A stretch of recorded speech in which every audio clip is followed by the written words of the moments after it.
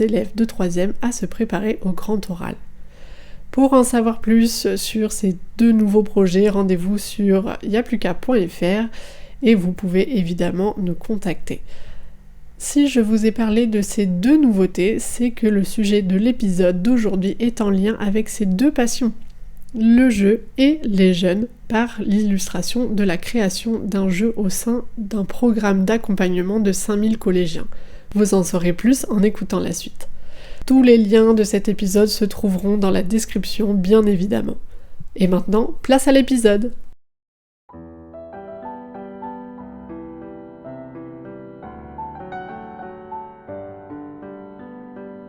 Bonjour et bienvenue sur La Foule. Je suis Maëlys, directrice artistique et designer chez Yapluka. On nous demande souvent comment nous concevons nos jeux chez Yapluka. Le jeu est un outil intégré dans chacune de nos formations et de nos ateliers de facilitation. Pourquoi ? Parce que nous sommes convaincus que c'est un excellent moyen de transmettre un message, questionner, solutionner et faire coopérer. Alors aujourd'hui, nous vous ouvrons nos coulisses. L'un de nos derniers jeux s'appelle 10 000 Followers, dont nous avons confié la création auprès d'Emma Ruck.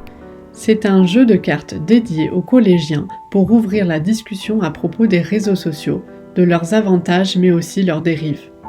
Le harcèlement scolaire et virtuel et autres dangers de ces outils sont un fléau chez les jeunes générations. Aborder ce sujet et aiguiser l'esprit critique des élèves est devenu indispensable dans le programme Give Me 5 lancé par Vinci, où nous accompagnons 5000 collégiens par an à travers les établissements français. Designer et facilitatrice, Emma nous raconte dans cet épisode comment elle s'y est prise pour concevoir ce jeu, à partir de quelles contraintes, sa méthode de création, la rencontre du jeu avec le public et son grand succès. Elle répond également à la question « En quoi le jeu est-il un outil puissant pour un atelier d'intelligence collective ?» Salut Emma! Salut Maëlys! Merci Emma d'avoir accepté à nouveau d'être autour de notre micro de La Foule. Tu avais été présente pour parler du design et de la facilitation à l'épisode 12.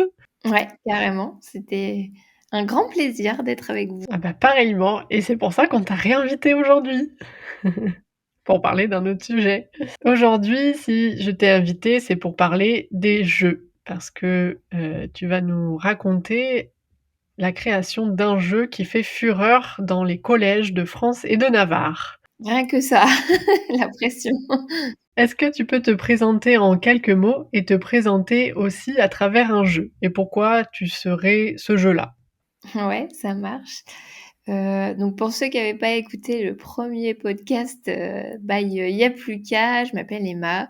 Je suis de formation designer global. Je me présente comme ça, je touche un petit peu à tout. Et puis depuis quelques mois, on va dire, je me spécialise au fur et à mesure dans la création de jeux et la facilitation. Je pense que ce qui me représente bien, c'est un petit jeu, plutôt un format poche, un jeu qui se joue n'importe où, avec des règles plutôt simples et rapides à donner, même si j'aime les jeux un petit peu plus complexes. Et du coup, pour toutes ces raisons, je me présenterai sous la forme du Jungle Speed. C'est un jeu d'observation et de rapidité. Il y a un totem placé au centre et tous les joueurs ont un paquet de cartes avec des dessins aux formes et aux couleurs différentes. Et donc le but du jeu, c'est de faire matcher les cartes ensemble et de ramasser le totem le plus rapidement possible. Pour la petite histoire, c'est un jeu que j'ai découvert il y a longtemps en colonie de vacances.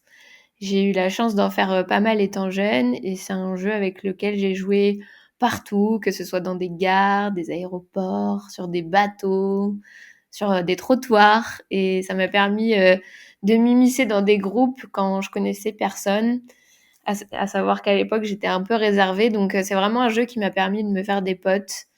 Et voilà, et ça reflète aussi mon appétence pour les voyages et la découverte. C'est un des incontournables des colos. Carrément. Je crois que tu le connais bien aussi. Ouais, je connais bien aussi. J'aime beaucoup. Et il est indémodable. Ouais. Comme toi. Pourquoi utiliser le jeu lors d'un atelier collaboratif? Pourquoi ça fonctionne en intelligence collective? Je pense que l'histoire du jeu, c'est quelque chose d'intergénérationnel. Tout le monde aime jouer, à ma connaissance. On a tous, en fait, plus ou moins déjà joué à quelque chose une fois au moins dans sa vie, que ce soit à la marelle, aux petits chevaux, aux échecs ou encore aux jeux vidéo. Et du coup, qui dit jeu dit règles et donc un cadre commun à tous les participants. Et le but du jeu, forcément, c'est de gagner. Et donc tout le monde est réuni pour les mêmes objectifs avec les mêmes règles du jeu, normalement. Et du coup, en intelligence collective, en fait, on utilise le même fonctionnement. Il y a des participants qui sont réunis dans le but de répondre à un ou plusieurs objectifs, mais avec des règles. Il y a un cadre commun à tout le monde. Et ces règles, elles sont fixées à l'avance ou parfois sur place par les participants eux-mêmes. Et le jeu, du coup, il fonctionne très bien en intelligence collective car tout le monde part sur les mêmes bases. Il permet aux personnes de travailler ensemble autour du même objectif, avec le même cadre. Et à partir de là, tout est possible et imaginable. Pour un même jeu, il y a plein de façons de réussir et de gagner. C'est à chacun ses stratégies. C'est ce qui fait la force d'un atelier collaboratif réussi, le jeu. Et quand on est dans un atelier d'intelligence collective, le fait d'utiliser des jeux, qu'est-ce que ça peut apporter? De la convivialité, ça peut resserrer, ça peut créer un esprit d'équipe. Si on se connaît pas forcément, ça permet de commencer à nouer des liens. En fait, comme on a un cadre et des règles communes et que tout le monde doit plus ou moins s'y conformer pour pouvoir donner son point de vue, ça permet de poser une structure, on va dire, et puis à l'intérieur de ça, tout est possible et tout est faisable. Tu sais, aujourd'hui, on parle de pédagogie active, gamification, serious game. Comment se repérer dans tous ces mots? Déjà, pour faire assez rapidement les liens, déjà, c'est tous des jeux pour commencer. Et pour essayer de faire court, je dirais que le serious game, comme son nom l'indique, c'est plutôt un jeu sérieux, dont le but principal est autre que le divertissement et on l'utilise plutôt pour faire apprendre quelque chose ou transmettre un message. L'escape game, c'est un jeu, mais là où on doit, comme certains le savent déjà, résoudre une énigme en équipe. Et ça, c'est beaucoup plus utilisé pour des team building ou des séminaires et ça permet de faire travailler à fond l'intelligence collective et ça permet aussi de resserrer les liens et d'apprendre à se connaître aussi. Pour la pédagogie active, je dirais que c'est plutôt une méthode qui permet de rendre la personne actrice ou acteur de ses apprentissages, que ce soit un adulte ou un enfant, et on utilise parfois des mécaniques de jeu pour faire apprendre quelque chose. Et pour ce qui est là de la gamification, là, c'est pas une méthode, mais c'est plutôt un processus qui permet de transposer des techniques de motivation propres au jeu, des techniques de récompense et d'engagement, transposées dans le milieu du travail. Et c'est aussi souvent utilisé à des fins marketing. Est-ce que le jeu en atelier de facilitation ou de formation, est-ce que tu penses que c'est un effet de mode? Ouais, bonne question. Je dirais que non, parce que je pense que c'est plutôt une évolution de nos méthodes et de nos pratiques. Certains l'utilisaient déjà, en fait, le jeu au sein de leur organisme ou de leur entreprise, sans vraiment mettre de mots dessus ou sans l'appeler jeu, parce que pour eux, parfois, c'est inné. C'est comme la facilitation, il y en a qui l'utilisent depuis très longtemps et pourtant, on en entend de plus en plus parler. Et l'effet de mode, du coup, je pense qu'il vient de là. Il vient du fait qu'on en parle de plus en plus, que ça devient de plus en plus médiatisé. Et les uns s'inspirent des autres, les entreprises s'inspirent d'autres entreprises.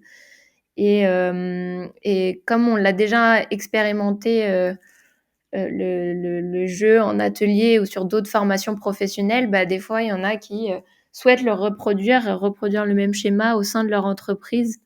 Je pense notamment à la fresque du climat que beaucoup doivent déjà connaître, ceux qui l'ont expérimenté.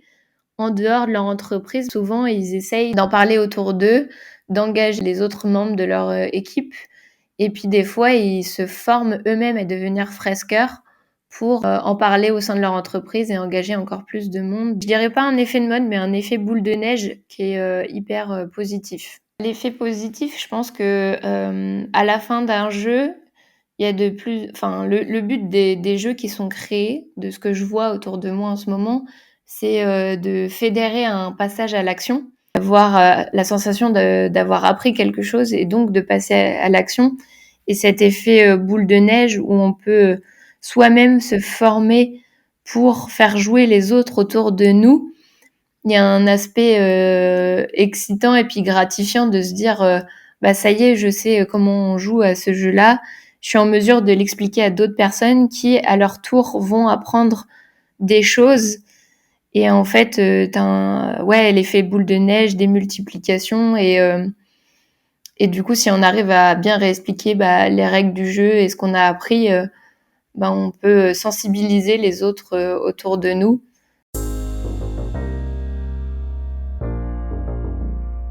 Maintenant, Emma, je vais te laisser la parole pour que tu racontes l'histoire de ton jeu. Tu vas pouvoir nous expliquer le contexte, à qui il s'adresse, à partir de quel jeu au pluriel tu t'es inspiré sûrement, quel objectif il sert, comment tu as fait pour créer ce jeu aussi, quelle méthode tu as utilisée, quelle mécanique, le processus de création, comment tu l'as fabriqué, sur combien de temps, est-ce que c'est un jeu qui a besoin d'un animateur pour l'animer ou est-ce qu'il est autoporté? Comment on peut le financer? Où est-ce qu'on peut le trouver aujourd'hui? Et puis aussi, comment ça s'est passé les dernières parties de ce jeu-là avec le public visé et quelle a été l'expérience vue par les participants et l'impact qu'il a eu sur ces participants-là. Je te laisse la parole. Pour rappeler un petit peu le contexte et les objectifs, à la base, c'est le responsable inclusion chez Yapluka, donc le grand et l'unique François Zoubir. S'il passe par là, big up François. Qui m'a demandé d'imaginer dans l'été un nouveau jeu donc pour la séquence d'animation sur les réseaux sociaux. Une séquence qui fait partie donc du programme Give Me Five qui a été mis en place par Vinci il y a quelques années déjà et pour lequel il n'y a plus qu'à créer tout un déroulé pédagogique et déjà plusieurs autres jeux. Courte parenthèse pour vous parler un peu plus en détail du programme Give Me Five dans lequel Yapluka intervient depuis 2018. Nous intervenons auprès de 5000 collégiens par an autour de 3 volets. Le premier volet, c'est l'orientation et la connaissance de soi. Le deuxième volet est la prise de parole et la confiance en soi. Enfin, le troisième volet correspond aux réseaux sociaux, à leurs bonnes pratiques, mais aussi à leurs dérives. C'est au sein de cette journée d'accompagnement que le jeu d'Emma s'inscrit. Fin de la parenthèse, je lui redonne la parole. Donc le but de ce jeu, ce qui m'a été demandé, c'était donc de sensibiliser les collégiens sur leur usage des réseaux sociaux. Et donc l'objectif, c'est d'aborder les inconvénients et les avantages des réseaux sociaux, ainsi que les dangers et les bonnes pratiques à adopter quand on est confronté à ces dangers. Donc j'avais un timing à respecter pour le jeu, c'était de pouvoir y jouer en 30 minutes avec les règles incluses. Et à partir de là, tout était possible et imaginable. J'avais un cahier des charges assez souple et ouvert. J'ai pas eu de contraintes de format ni de type de jeu. Donc voilà, c'est parti de là, la demande était assez claire. Aussi, il fallait avoir une dimension sur la praticité du jeu, à savoir qu'il fallait un format assez mini, format poche de jeu, et qu'il fallait qu'il se transporte assez facilement, donc il fallait que ce soit plutôt léger et pratique. Car quand on intervient dans les collèges et sur site, en fait, on déplace notre matériel avec une valise et donc il faut que tout rentre dans la valise. Donc voilà, c'est un petit peu un jeu de Tetris. Mais voilà, globalement, c'était plus sur le timing, sur la praticité et le transport du jeu, mais il fallait également avoir un jeu. Là, c'était une des plus grosses contraintes, on va dire, qui puisse parler à tous les collégiens qu'on rencontre, à savoir qu'on va à la rencontre d'élèves qui sont en REP ou REP+, c'est des collégiens qui sont parfois en difficulté scolaires, qui n'ont pas forcément beaucoup de moyens autour d'eux, dans leur cercle familial, on va dire. On rencontre des collégiens qui ont différents troubles, parfois ils sont dyslexiques, dysorthographiques, ils ont beaucoup de dys. On rencontre aussi des collégiens qui ont des handicaps et des ULIS. Donc voilà, en fait, la difficulté majeure, c'était de créer un jeu qui puisse parler à tout le monde, sachant qu'à l'année, on va rencontrer entre 5 et 6 000 collégiens. Donc il y avait quand même un petit challenge sur le public. Super. Alors, du coup, l'été 2022, François t'a demandé de créer ce jeu. Et de quoi tu t'es inspiré? Comment tu t'es mis à le créer? Quel a été ton processus? Pour la source d'inspiration, je me suis appuyée sur la force du collectif Y'a plus qu'à et des animateurs du programme Give Me Five, à savoir qu'on est quand même assez nombreux sur ce programme-là. Et en fait, j'ai puisé dans les références du jeu qui avait été donné lors de la session de facilitation que j'avais organisée en juin dernier. Donc, durant cette session de facilitation, le but, c'était un peu de dresser le bilan de l'année qui venait de s'écouler et d'imaginer de nouvelles pistes de jeu et des pistes d'amélioration sur la journée, sur le déroulé de la journée d'animation. Et pendant un des Energizers, j'avais demandé aux 2 groupes, en 2 minutes, de lister un maximum de jeux qu'ils connaissaient. Donc, on avait fait un premier round avec des jeux TV et un deuxième round avec des jeux de société. Et en fait, c'est une fois chez moi, un peu à tête reposée, que j'ai remis le nez dans les références qui avaient été données. Et là, je suis tombée sur le jeu du 1000 bornes. Et ça a fait tilt, en fait. Je me suis dit, ah, il y a un lien à faire, il y a un truc à faire. On en avait déjà parlé avec d'autres animateurs pendant d'autres séances de formation, qu'il y aurait peut-être un jeu à créer un petit peu plus engageant que ce qu'on avait actuellement. Et je me suis dit, on pourrait faire un lien avec les followers qu'on peut obtenir sur Instagram, parce que globalement, quand on va dans les collèges, c'est la plateforme qui est la plus utilisée par les élèves. Et je me suis dit, bah voilà, ça pourrait partir de là. Le but du jeu, c'est de gagner 1000 followers, mais il va arriver des attaques et il va falloir trouver les parades qui correspondent. Donc en fait, dans la mécanique du jeu des 1000 followers, ça matchait bien avec les objectifs qui nous avaient été donnés dans le brief, en fait. Donc c'est venu de là assez rapidement, puis c'était assez limpide pour moi, quoi. Une fois que tu avais un peu l'idée sur une base de 1000 bornes, tu as fait comment? Tu as créé les règles? Comment tu t'y es prise après? Pour le process, on va dire que j'ai travaillé par association d'idées. C'est-à-dire que je me suis appuyée sur la mécanique du jeu du 1000 bornes et puis je l'ai décliné donc avec les objectifs qui m'avaient été donnés. Donc aborder les dangers des réseaux sociaux et parler des bonnes pratiques à mettre en place. Donc finalement, en fait, j'ai transposé les cartes du jeu avec nos propres contenus. Donc j'ai transformé les 5 cartes attaque du jeu du 1000 bornes. Dans les cartes attaque du 1000 bornes, on peut retrouver crevaison, panne d'essence, ce genre de choses. Et en fait, je les ai transformées avec 5 attaques qu'on peut recevoir lorsqu'on est utilisateur des réseaux sociaux. Donc des choses assez courantes comme malheureusement le cyberharcèlement, comme le piratage, comme le partage de contenu inapproprié, ce genre de choses. Et puis pareil, j'ai fait la même chose avec les parades et les bots. Comme c'est un des premiers jeux que je crée, j'ai pas voulu du tout transformer la mécanique du jeu. C'est un jeu qui est vraiment intergénérationnel et qui marche bien. Les règles du jeu, elles sont assez simples. Je m'en suis vraiment inspirée à fond et je me suis appuyée là-dessus pour que ça puisse du coup parler à un maximum d'élèves. Comme je le disais tout à l'heure, il y en a qui ont un peu des difficultés et des troubles de la concentration ou de l'attention, donc il fallait des règles simples, claires et efficaces. Et en fait, j'ai juste légèrement adapté les règles pour qu'on puisse y jouer à 7 autour de la table, parce qu'en fait, on peut avoir jusqu'à 20-25 élèves par classe. Donc, je voulais qu'il y ait quatre groupes dans la salle et qu'on puisse y jouer à 7 individuellement et pas par binôme autour de la table. Et puis, j'ai un petit peu allégé les règles, comme par exemple, pas besoin d'avoir un feu vert pour démarrer, pas besoin d'une carte spéciale pour démarrer, d'avoir des abonnés.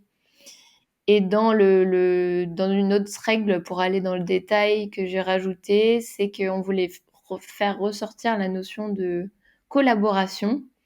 Et du coup, dans le jeu, on peut s'entraider et se donner des cartes parades entre joueurs pour se débloquer d'une situation un petit peu pénible, on va dire.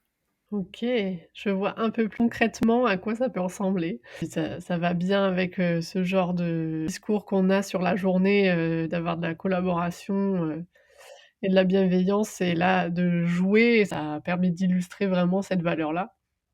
C'est ça, en fait, oui, c'était de transposer à la fois, les objectifs et les apprentissages qu'on veut leur faire passer à travers le jeu, mais aussi les valeurs qu'on veut transmettre, les valeurs du monde professionnel et puis les valeurs de Yapluka, qui sont la bienveillance, l'entraide, l'écoute et la communication.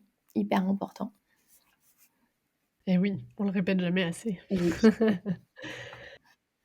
Et donc une fois que tu avais tes règles, qu'est-ce que tu as fait? Tu es passé direct au design? Tu l'as testé avec, un petit groupe de personnes? Tu t'y es prise comment toi?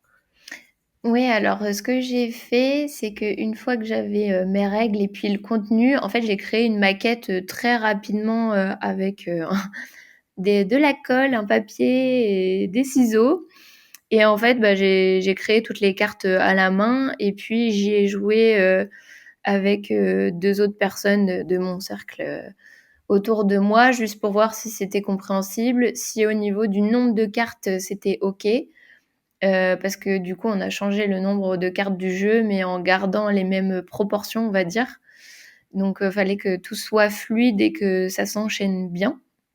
Et surtout qu'on puisse aller jusqu'aux 1000 followers. Donc c'est comme ça que j'ai procédé et une fois que j'ai vu que ça a marché et là, ouais, j'ai commencé à lancer, la fabrication.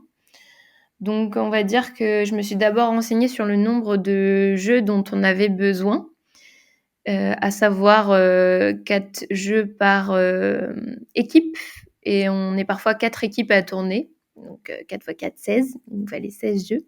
Et puis je me suis penchée sur la finition et le format que je souhaitais obtenir avant de créer mon template. Donc j'ai d'abord regardé au niveau des imprimeurs ce qu'il était possible de faire avant de créer mon gabarit. Et du coup, je me suis rapprochée d'un imprimeur qui était spécialisé dans l'impression de cartes de jeu pour avoir vraiment quelque chose, une finition très propre. Et j'ai choisi mon format, voilà, la finition. Et une fois que j'avais ces paramètres-là, j'ai créé mon gabarit de cartes en fonction de ça. Et pour le design, j'ai utilisé des couleurs de la charte graphique Yapluka. Ensuite, j'ai choisi 2 typos avec quelque chose de très simple, clair, efficace pour le texte. Et puis une typo un petit peu plus punchy pour les titres, un petit peu plus dans l'air du temps, on va dire.